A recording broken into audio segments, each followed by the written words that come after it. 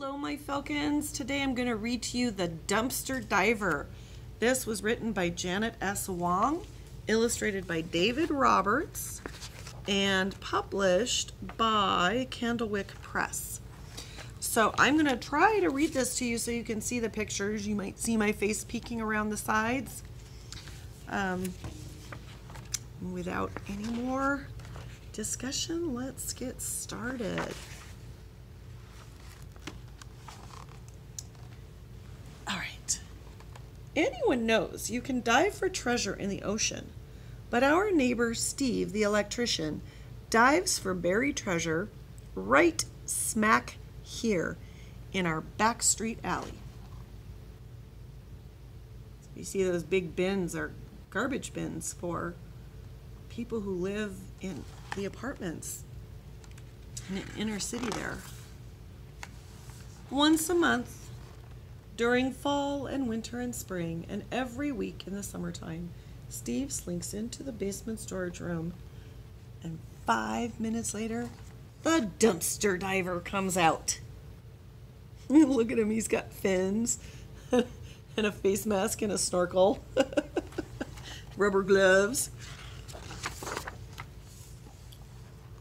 Here's a picture. When Steve is ready to dive, he taps 5 times on my bedroom window. I wave to Steve and knock on Johnny's wall. Johnny hops to his window and shouts upstairs to Lena on the 3rd floor, and the diving team is ready to go. I am hose handler number 1, also known as the nozzler. Lena is hose handler number 2, also known as the snake charmer.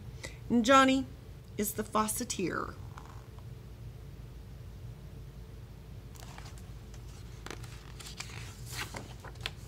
Steve climbs up the back alley wall, picks a dumpster, and dives in. Ew. Beetles and roaches and spiders splash out. I never imagined there were so many millions of legs living 200 feet away from me. Oh, I just think this book might give me nightmares tonight. Diving rule number 1 is keep your mouth shut. This is especially important when the roaches start flying. Diving rule number 2 is don't blow your hose all over the place. This means we hose handlers have to be careful. When Steve climbs out, we hose down the treasure, and we also hose down Steve. Being a hose handler is no easy job, especially when Steve is shouting, "Rule number 2! Rule number 2!" Which, if you remember, rule number 2 is don't blow your hose all over the place. Look at all that stuff he found.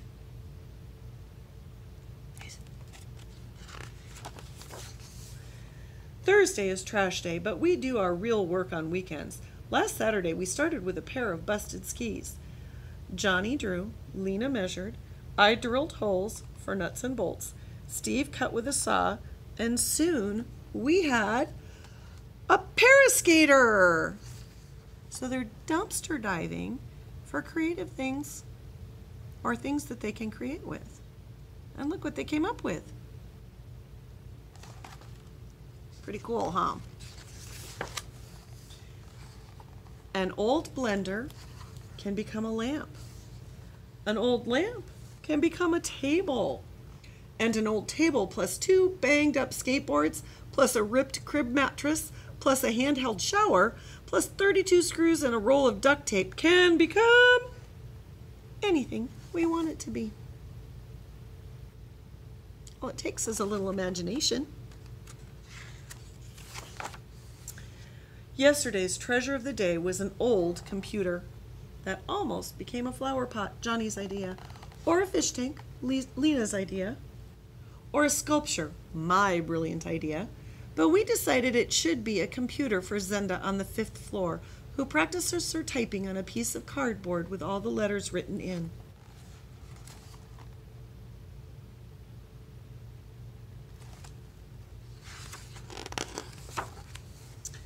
The Grouch, who lives next door to Steve, says Steve is crazy, too lazy to work hard to make enough money to buy new stuff at the store like good people should. She says his apartment is full of junk. Steve says, Junk is good. So somebody's garbage is somebody else's treasure. The Grouch says, "We kids better watch out or we'll get cut up from the trash." But it was Steve who got cut up on broken glass and rusted metal when the dumpster trash collapsed under him. "Serves you right. What do you expect, digging through the trash?" Oh, poor Steve. The ambulance had to come and help him.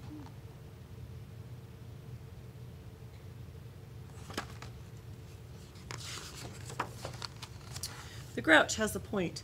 Starting today, we are going to stop digging through the trash.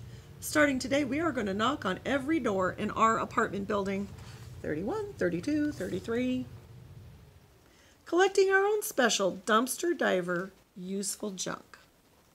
Starting today, we are going to put our useful junk carefully in the basement storage room. Except maybe for this old wagon, that broken rocker, this tennis racket, and that popcorn machine. All the stuff we need.